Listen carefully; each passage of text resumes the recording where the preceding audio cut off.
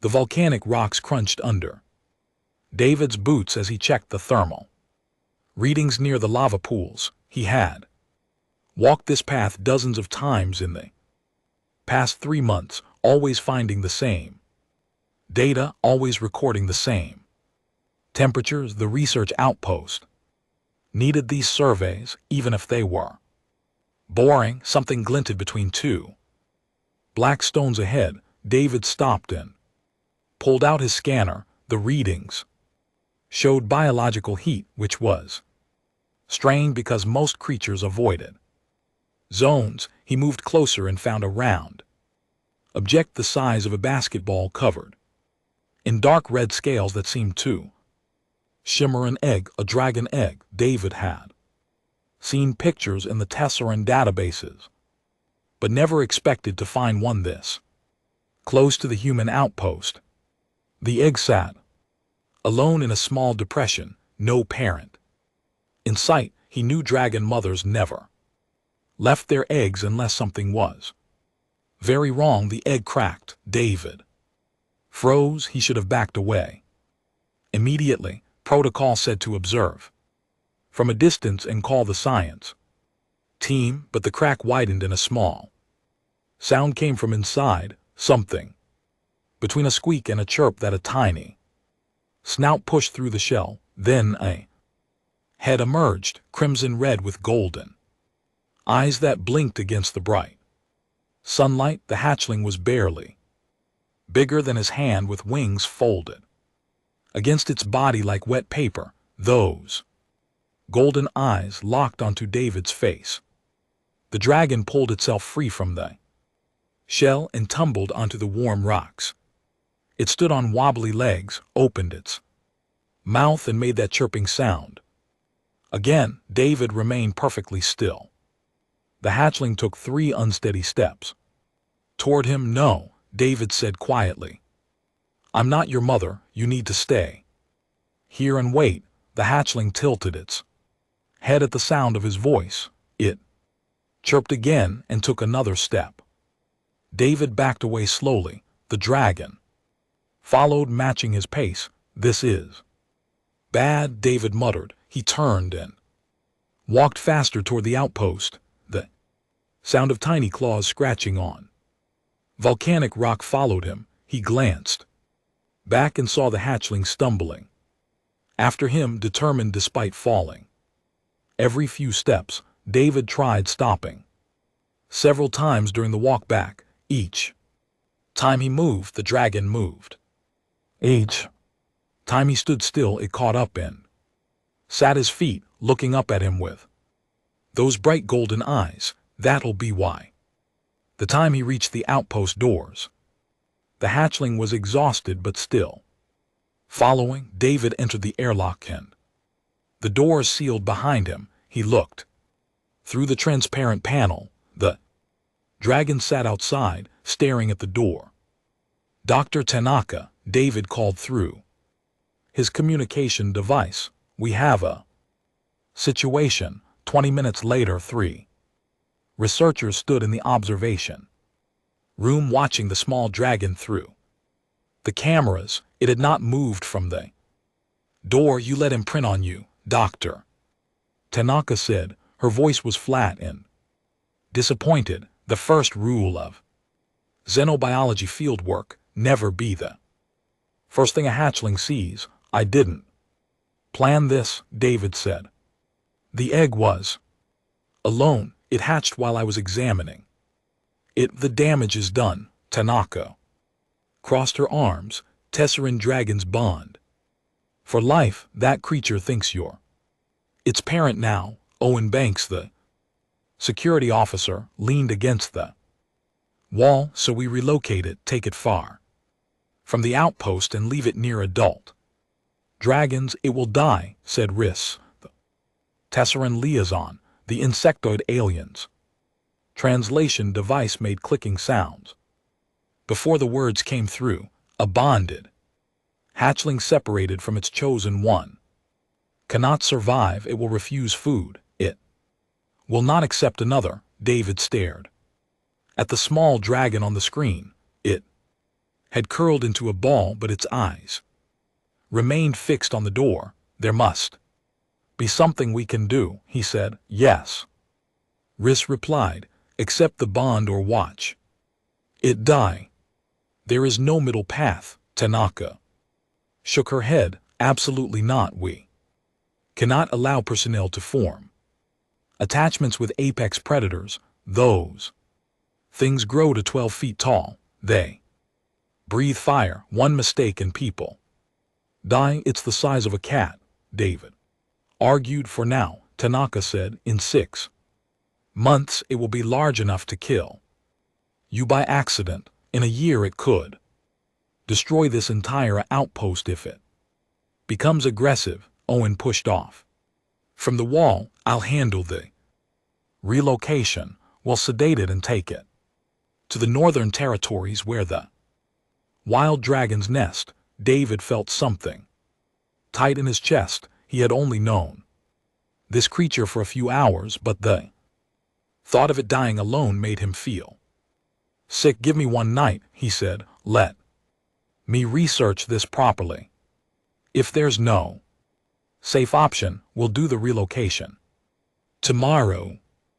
Tanaka studied his face for a long moment. One night it stays outside. Do not open that door. The researchers left. David remained in the observation room watching the dragon. It had not moved. As evening came and the temperature dropped, he saw it shivering. David went to his quarters and tried to focus on research files. The database had records of only 3 human-dragon bonds in Tesseran history. All 3 had ended the same way. When the human died, the dragon died within days. When a dragon was killed, its bonded human fell into a decline that nothing could cure but a life bond, permanent and absolute. His door chimed. Owen stood in the hallway holding a thermal blanket. Figured you might try to sneak this outside, Owen said, handing it over. The cameras have a blind spot on the east side of the airlock. I'll be in my quarters for the next hour, not watching anything. David took the blanket. Thanks, don't make me regret this, Owen said and walked away. David used the blind spot. He opened the exterior door just enough to toss the blanket out. The dragon lifted its head, sniffed the fabric, and crawled onto it. Within seconds it was curled up and sleeping. When David returned to his quarters, he found he could not sleep at all. Every time he closed his eyes, he saw those golden eyes staring at the door, waiting for him. David opened his quarters door at dawn and nearly stepped on the dragon. It sat in the hallway directly in front of his room, wrapped in a thermal blanket. Its tail was curled around its feet, and those golden eyes watched him. Without blinking, someone had let it inside during the night. How'd you get in here? David asked. The dragon chirped and stood up, shaking off the blanket. It pressed against his leg and looked up at him expectantly. David sighed and walked toward the mess hall. The dragon followed so closely that it kept bumping into his heels. Other researchers stopped to stare as they passed. Nobody said anything, but David could feel their judgment. In the mess hall, he got food from the dispenser and sat at an empty table. The dragon climbed onto the bench beside him, and then onto the table itself. It sniffed his breakfast and chirped again. That's human food, David said. You need meat. He went back to the dispenser and requested a protein ration. The dragon ignored it completely. When he placed it in front of the creature, instead it watched David eat his own meal with intense focus. Dr. Tanaka sat down across from him without asking. That creature spent the entire night at your door. Owen found it scratching to get in around midnight. He made a command decision. I'll talk to him, David said. Don't bother, I approved it. Tanaka gestured to the dragon. If we're going to study this bond, we need it to survive long enough to collect data. It wasn't eating. Now we can at least monitor it properly. The dragon ignored them both and continued staring at David's food. It won't eat, David said. I've tried 3 different proteins. Try hand feeding it, Tanaka suggested. Some species won't accept food unless it comes from their bonded partner. David picked up a piece of the protein ration. The dragon's eyes tracked his movement. He held it out and the creature gently took it from his fingers, swallowed and chirped for more. Great, David muttered. Now I have to hand feed a dragon. Over the next hour he fed it the entire protein ration piece by piece. Other researchers came and went, all of them watching the unusual pair. Riss arrived with another tesseran, an older one with darker shell patterns. This is Elder Voss, Riss said. He knows much about dragon bonds. The elder approached slowly, studying the dragon with multifaceted eyes. He spoke in the Tesseran language, waiting for his translator to process the words. The bond is forming, Voss said. See how it mirrors his posture, how it breathes when he breathes. This is the first stage. Can it be broken? Tanaka asked. No, Voss replied simply. The question is not whether the bond exists. The question is whether the human accepts it. David looked down at the dragon. It had finished eating and was now curled up on the bench beside him, its head resting on his thigh. What happens if I accept? David asked. You become responsible for its life and it for yours, Voss said. When you are in danger, it will protect you even unto death. When it is threatened, you will feel compelled to defend it. The bond grows stronger each day until your emotions become shared, and if I don't accept, we relocate it and it dies. Within a week, perhaps less. Voss tilted his head. I have seen 3 bonded pairs in my lifetime. 2 were Tesseran dragon bonds. 1 was a human, like you many years ago, a scientist named Rebecca who studied volcanic patterns. What happened to her? David asked. She lived 43 more years with her dragon. They died on the same day, both of old age, both content. Voss touched the dragon's head gently with one claw. The bond is not a curse, it is a choice. But once you choose, you cannot unchoose. Tanaka stood up. David, I need you to think about this carefully. This is your entire life. We're discussing every assignment, every decision, every plan you make will include this creature. Are you ready for that? David had spent the whole night thinking about exactly that. He had imagined his career, his future, all the places he might go, and then he had imagined this small dragon dying alone because he was too afraid to commit. I need to know more, he said. Finally, about the bond, about what it means. Then you have until tomorrow, Tanaka said, but that creature isn't leaving your side until you decide. Look, David glanced under the table.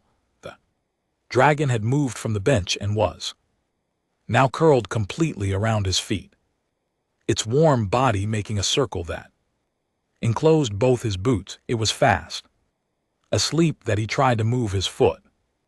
The dragon's eyes opened instantly and it chittered in distress. It has chosen its home, Voss said quietly. Your feet are its territory now. This is the sign. The bond is sealed from its side. Only your acceptance remains. David spent the rest of the day in the research library with a dragon attached to his feet. He could walk if he shuffled slowly, and the creature would wake up and follow, but the moment he stopped moving it would curl up on his boots again. That he read everything available about dragon bonds.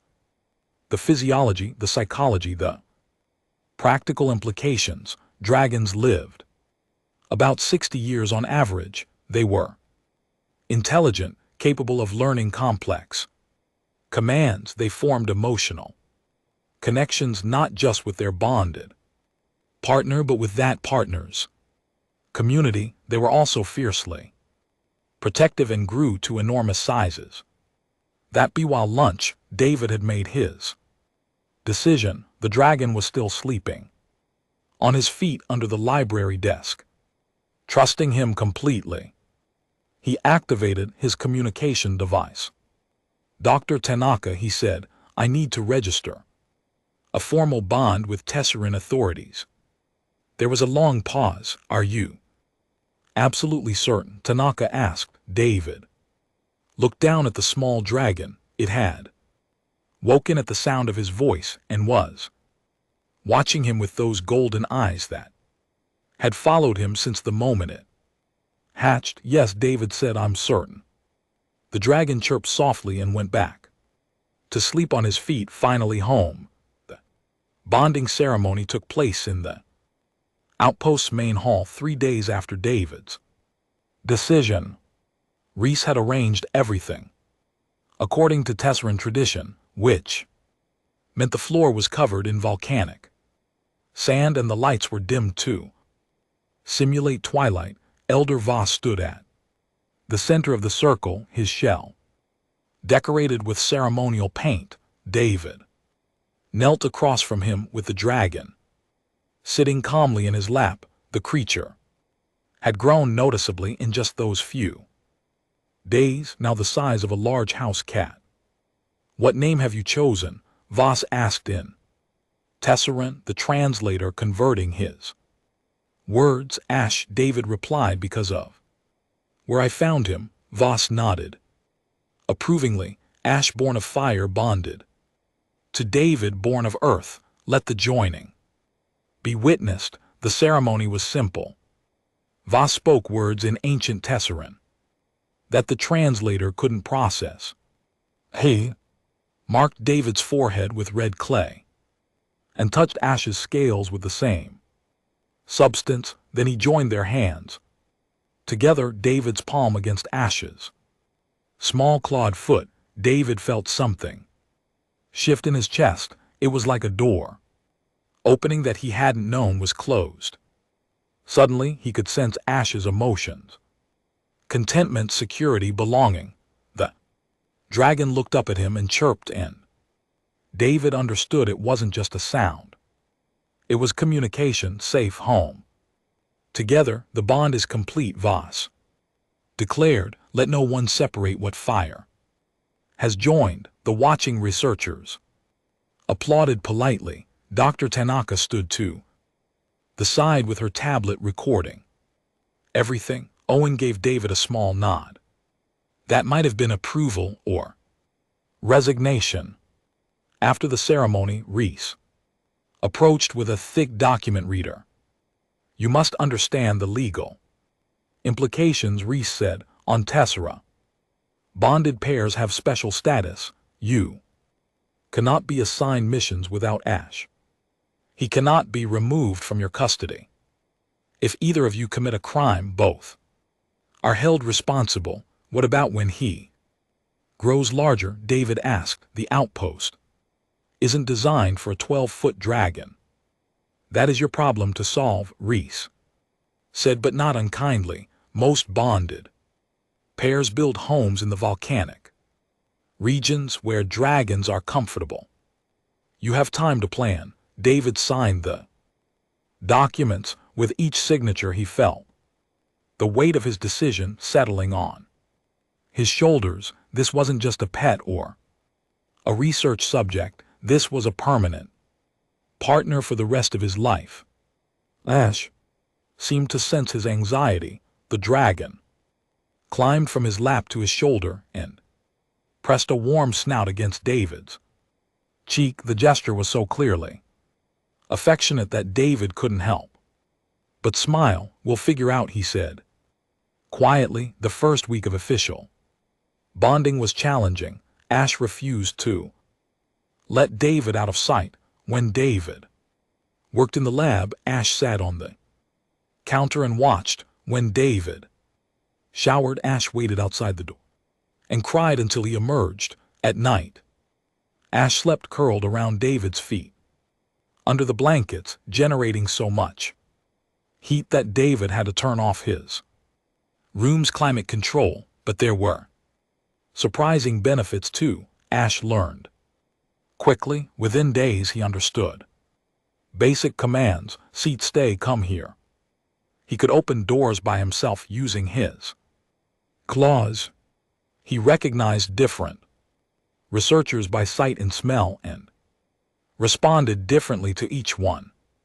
Playful with Owen, cautious around Tanaka, friendly toward Reese. The real revelation came during David's field work. 2 weeks after the ceremony, David returned to the thermal vents to collect samples. Ash followed close behind, no longer stumbling but moving with confident grace. His wings had grown stronger and he could glide short distances. David knelt to examine a mineral deposit when Ash suddenly hissed and jumped between him and the rocks.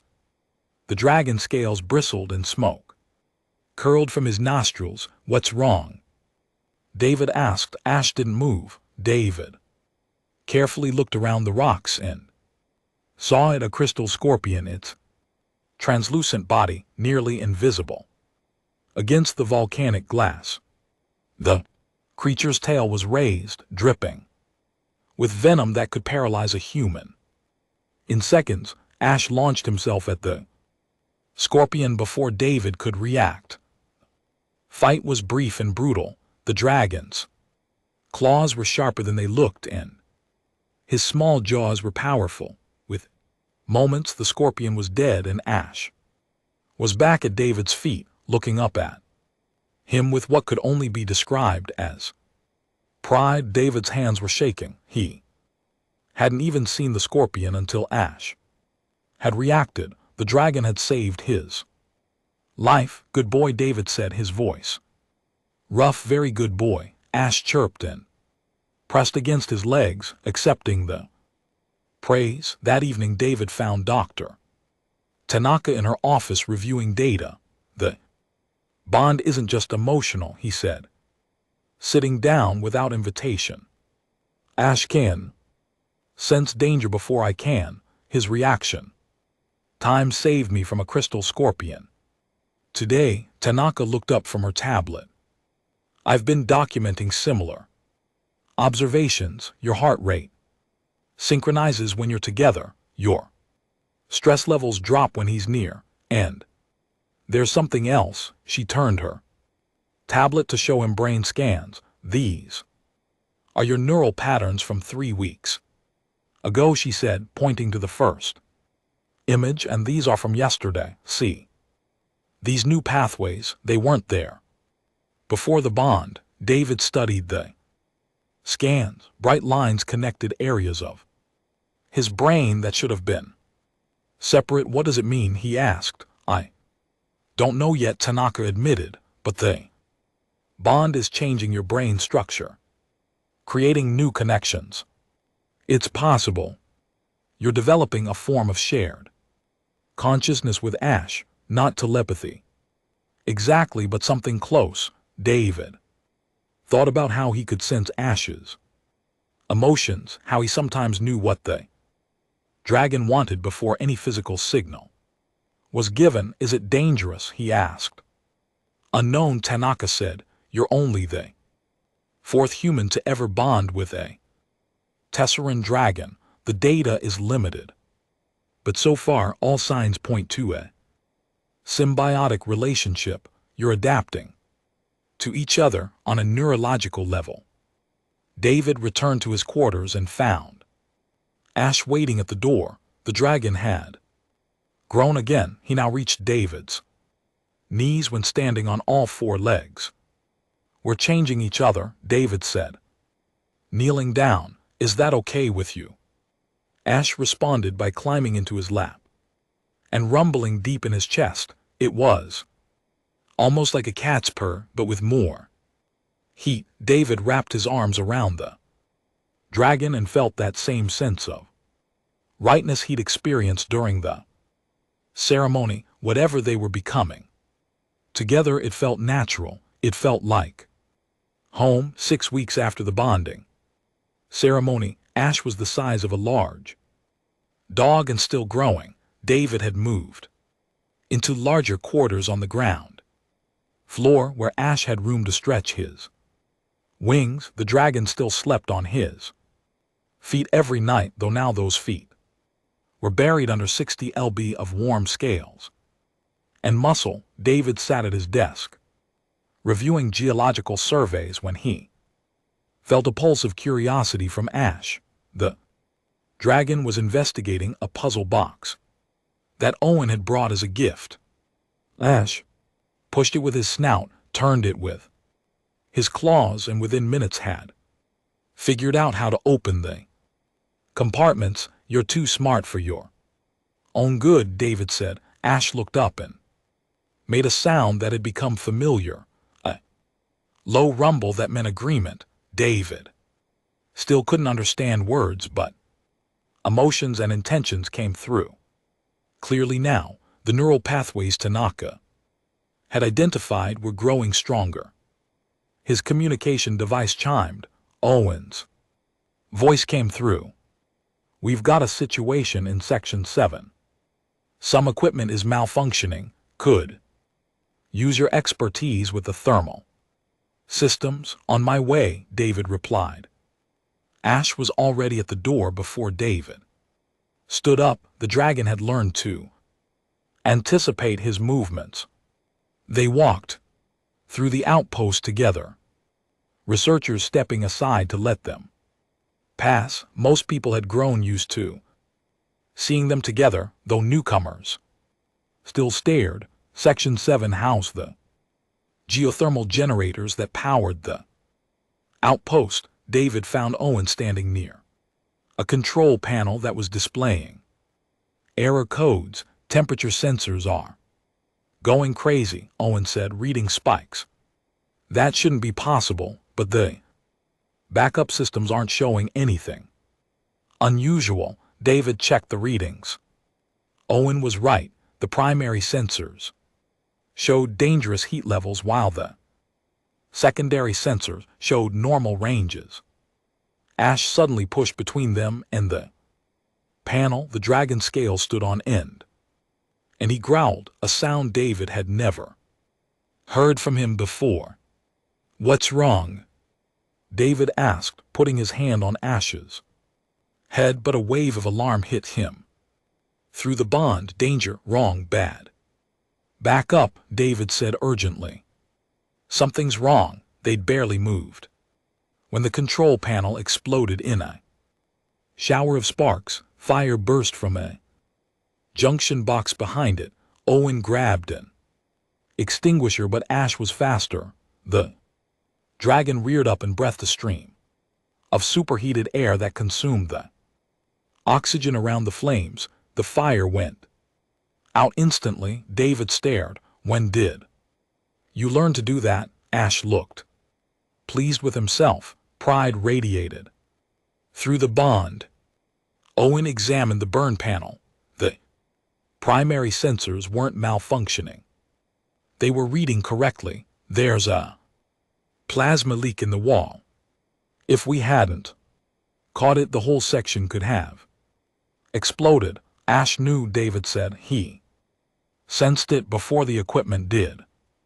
Dragons can detect heat signatures invisible to technology, came Tanaka's voice. She had arrived with a repair team. Ash probably felt the plasma building up through the wall. She knelt beside the dragon. May I scan him? Ash looked at David, who nodded. It's okay. She's trying to help. The dragon allowed Tanaka to run her scanner over his scales. She studied the results with growing interest. His sensory organs are far more advanced than we realized. She said he could detect temperature variations of less than 1 degree from 20 m away, and look at this. His scales contain crystalline structures that may allow him to sense electromagnetic fields. Meaning what? Owen asked. Meaning he's not just a companion, he's a living sensor array. Tanaka looked at David. With training he could detect equipment failures, geological instabilities, even medical emergencies. By sensing body temperature changes, David felt a flutter of anxiety from Ash. The dragon pressed against his legs, uncomfortable with all the attention. He's not a tool, David said firmly. He's my partner. I know that, Tanaka said, but partnerships go both ways. He protects you. Maybe he can help protect all of us. Over the next 2 weeks, David worked with Ash to develop the dragon's natural abilities. They discovered Ash could identify which researchers were sick before symptoms appeared. He could locate thermal leaks in the outpost systems. He could even predict seismic activity hours before the instruments registered anything. Other researchers started seeking Ash's presence during field work. The dragon's ability to sense danger made everyone safer, but Ash would only work with David present. The bond was absolute. Elder Voss visited again to observe their progress. This is unusual, the elder said, watching Ash detect a failing power coupling from across the room. Most bonded dragons are protective, yes, but your Ash has become a guardian for your entire community. Is that because of David? Rhys asked. Perhaps, Voss replied. Humans form different bonds than Tesserans. Your species sees community where we see individuals. Ash has learned this from David. He protects not just his bonded partner, but all who David cares about. David felt a swell of emotion from Ash, not pride this time, but something deeper, purpose. You understand, don't you? David said quietly to the dragon. This is your job now, keeping everyone safe. Ash rumbled his agreement and pressed his snout into David's hand. That night David sat in his quarters writing a report when he felt Ash suddenly stand up from his position on David's feet. The dragon walked to the window and stared out at the volcanic landscape. Unease flowed through the bond, then concern, then alarm. What is it? David asked, joining him at the window. That Ash's scales began to glow faintly, heat rising from his body. He pawed at the window and made a high-pitched sound David had never heard before. Warning. Danger soon. David activated his communication device. This is Walsh. I think we have an incoming seismic event. Ash is detecting something. Instruments show nothing, came the response from the monitoring station. Trust me on this, David said. Sound the alert. There was hesitation, then Tanaka's voice came through. Do it. Sound the alert. Everyone to emergency stations. The outpost's alarm began to wail. Researchers emerged from their quarters, confused but moving to designated safe zones. David stayed at the window with Ash, his hand on the dragon's back, feeling the tremors of anxiety running through his partner. 0.3 minutes later, the ground began to shake. Ash had been right. The first quake was gentle, barely enough to rattle the windows. The second one, 30 seconds later, knocked equipment off tables. The third one cracked the floor. Evacuate. Tanaka's voice came through every speaker in the outpost. All Personnel to the landing pad. This is not a drill. David grabbed his emergency pack and ran for the door with Ash beside him. The hallways were full of researchers moving quickly, but not panicking. They'd trained for this. Outside, the sky had turned orange. Mount Tessera, the massive volcano 15 km away, was erupting. Rivers of lava poured down its sides, and ash was beginning to fall like black snow. Evacuation shuttles sat on the landing pad, engines warming up. Owen stood at the base of the nearest one, checking off names on his tablet as people boarded. Walsh, get on shuttle 2. Owen called out. David started toward it, when Ash suddenly stopped walking. Dragon's attention was fixed on the eastern perimeter of the outpost. Fear, pain, trap. Someone's out there, David said. Ash senses them. Owen checked his tablet. Everyone's accounted for. Not our people, David said. Tesserans, the research camp on the east side. Riss appeared from shuttle 3. The Tesseran camp 3. Researchers were studying crystallization patterns. They should have returned hours ago. Another quake hit, stronger than the others. One of the outpost support structures collapsed. We need to leave now, Owen said. The ash cloud is spreading. David looked at the eastern horizon. The Tesseran camp was 3 km away through rocky terrain. The ash fall was getting heavier. Nobody would survive out there without protection. Ash pushed against his legs. Want to go? Need to help? I'm going after them, David said. That's suicide, Owen replied.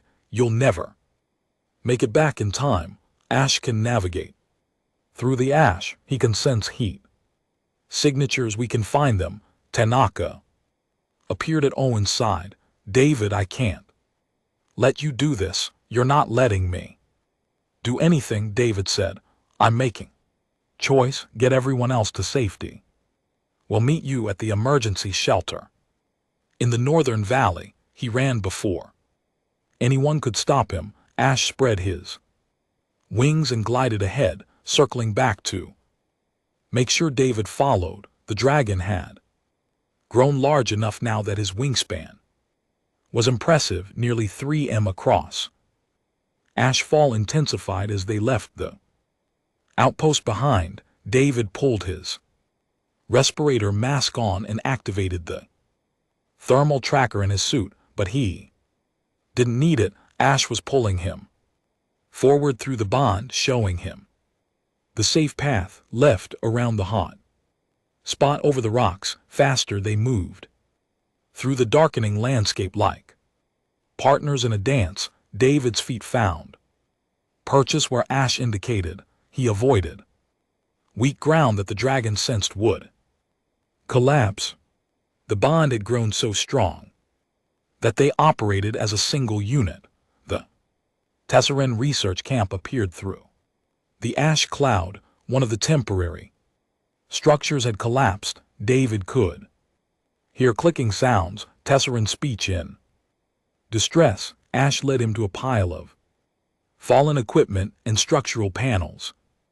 3 Tesseran researchers were trapped underneath, one of them clearly injured.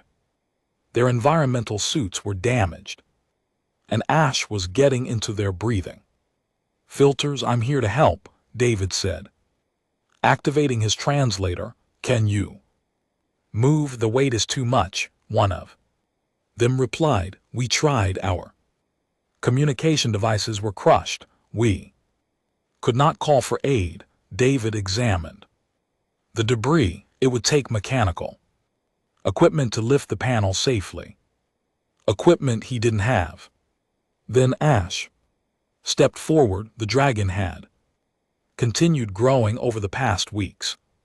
He was now nearly as large as David, with muscles rippling under his crimson scale. The dragon positioned himself under the largest panel and pushed Upward, his legs trembled with the effort, but the panel began to rise. "Go," David said to the Tesserins. "Move." While he's lifting, two of them scrambled free. The third couldn't walk. Her leg was broken. David grabbed her and pulled her clear just as his strength gave out and the panel crashed. Back down, another massive quake struck. The ground split open 50 m away, and lava began bubbling up through the crack. "We need to move now," David said. "Can any of you walk?" "I can carry Sella," one of the Tesserins said, lifting the injured one onto his back. They ran. The ash was so thick now that David could barely see. 3 m ahead, lava flows were cutting off their original path. The temperature was rising to dangerous levels even through his protective suit. Ash took the lead, his natural resistance to heat allowing him to sense safe routes, but even the dragon was struggling now. David felt exhaustion pouring through the bond. "Keep going, almost there, together." David sent encouragement back through the bond. "We can do this, I'm with you." The Northern Valley shelter appeared like a blessing through the ash cloud. It was a reinforced bunker built into the rock face, designed to withstand volcanic events. The door was open and Owen stood in the entrance with a rescue team. "Come on," he shouted.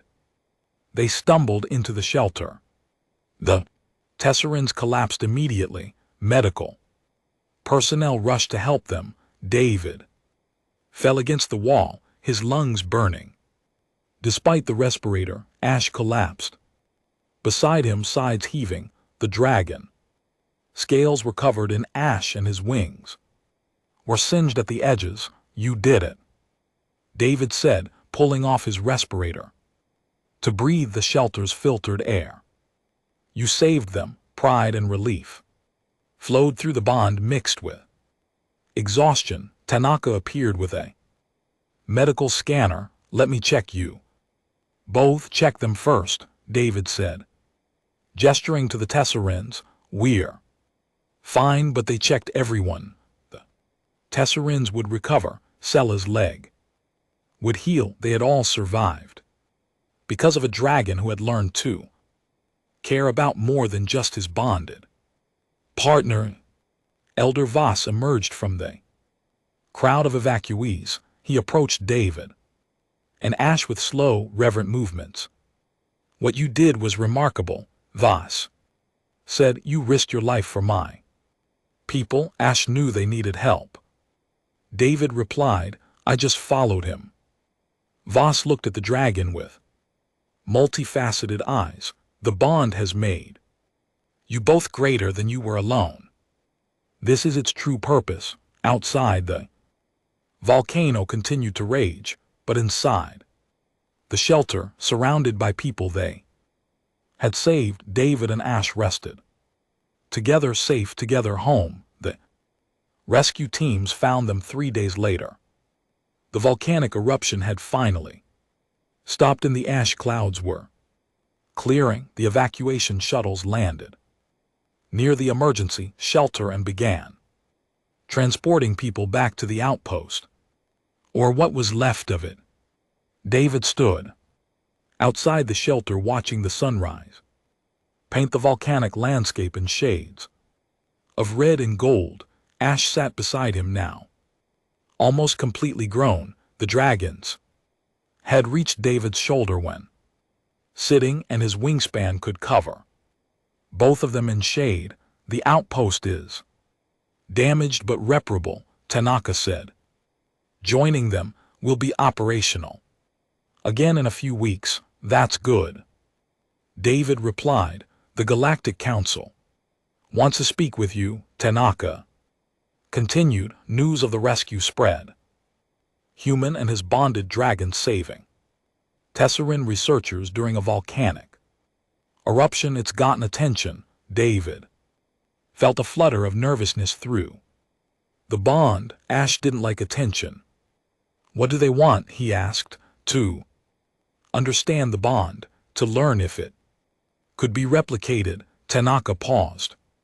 They're offering you a position at the Xenobiology Institute on Nexus Station.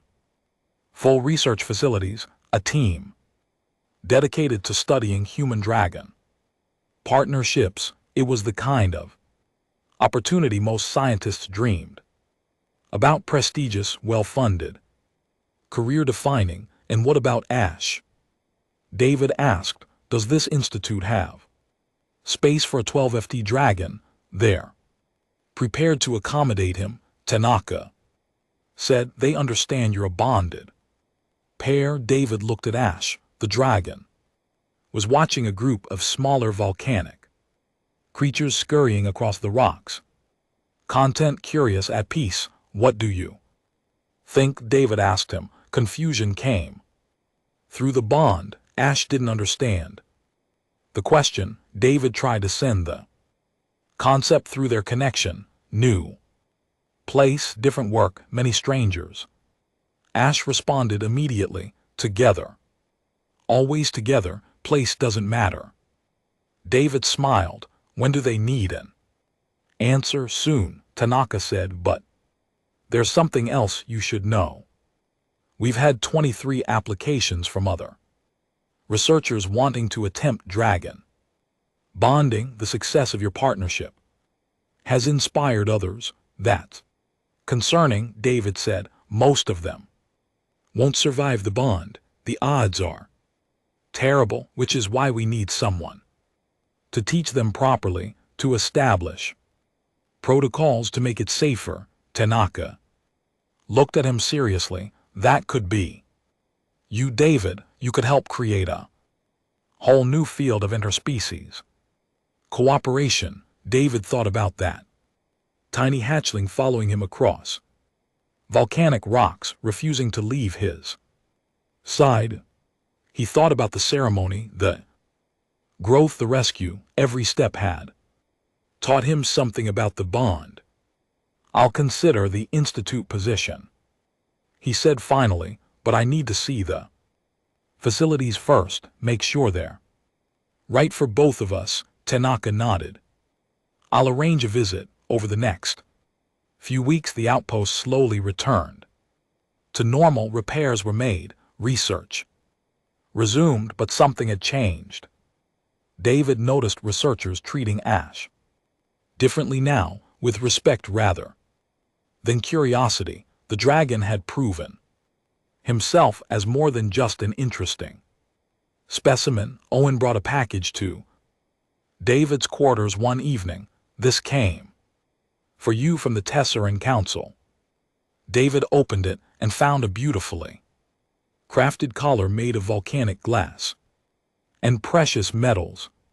A note was attached in Tesseran script for Ash, guardian of the two peoples, with gratitude from those he saved. Ash sniffed the collar and allowed David to fasten it around his neck. The dragon looked at his reflection in the window and rumbled with approval. Riss visited the next day with Elder Voss. We have a proposal, Voss said. The Tesseran government wishes to establish a formal program for human-dragon bonding. We would like you to lead it. I thought the Galactic Institute wanted me, David said. They do, Riss replied, but we offer something different. You would work here on Tessara, helping to build bridges between our peoples, training others, studying the bond in its natural environment, and we would build you a proper home, Voss added, in the volcanic highlands where Ash will be comfortable as he reaches full size, where both of you can thrive. David felt a surge of interest from Ash. The dragon liked that idea. Open sky, warm rock, space to fly. Can I think about it? David asked. Of course, Voss said. The choice must be right for both of you. That night David sat on his bed with his tablet, reviewing both offers the Galactic Institute, represented prestige and resources. Tesseran program offered purpose and belonging. Ash climbed onto the bed and rested his massive head on David's lap. The dragon was fully grown now, magnificent and powerful, but in this moment he was just the same creature who had curled around David's feet that first day in the mess hall. David stroked the crimson scales, feeling the warmth radiating from them. "Where do you want to be?" he asked. Images flooded through the bond, not words but feelings and visions. Open volcanic plains, other dragons flying overhead. David working in a lab built into rock.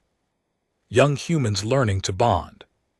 Communities of different species living together. Home. David understood. Ash didn't want to leave Tessara. This harsh, beautiful volcanic world was where he belonged, and through the bond, it was where David belonged too. He sent his decision to both the Institute and the Tesseran Council the next morning. The Institute was disappointed, but understanding. The Council was.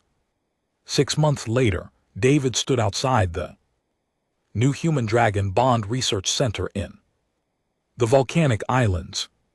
The facility was built into the mountain itself with large open spaces for dragons and comfortable living quarters for humans. 5 bonded pairs had already formed, each one unique but all following the pattern David and Ash had established. Ash lounged on a warm rock nearby, watching David work with a new researcher and her young dragon.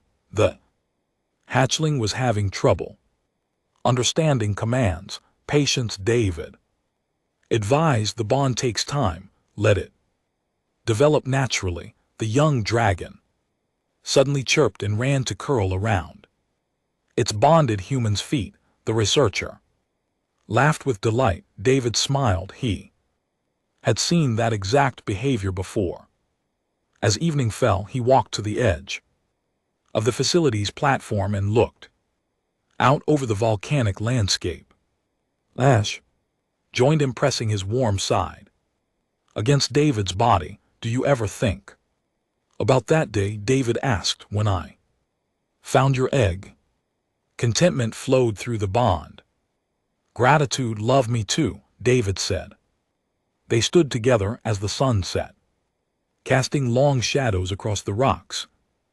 Human and a dragon, a scientist and a guardian, partners chosen by chance but bonded by choice. Below them in the facility, other bonded pairs were beginning their own journeys, each unique, each precious, each proving that the strongest bonds aren't formed by biology or programming, but by the simple decision to trust another being completely. Ash rumbled deep in his chest, the sound of absolute peace. David rested his hand on the dragon scales and felt the same peace echo through the bond. This was home, not a place on his feet anymore, but something bigger, a life built together, a purpose shared, future full of possibility. And it had all started because a tiny dragon hatchling had followed him one morning and decided by lunch that his feet were the only home worth having.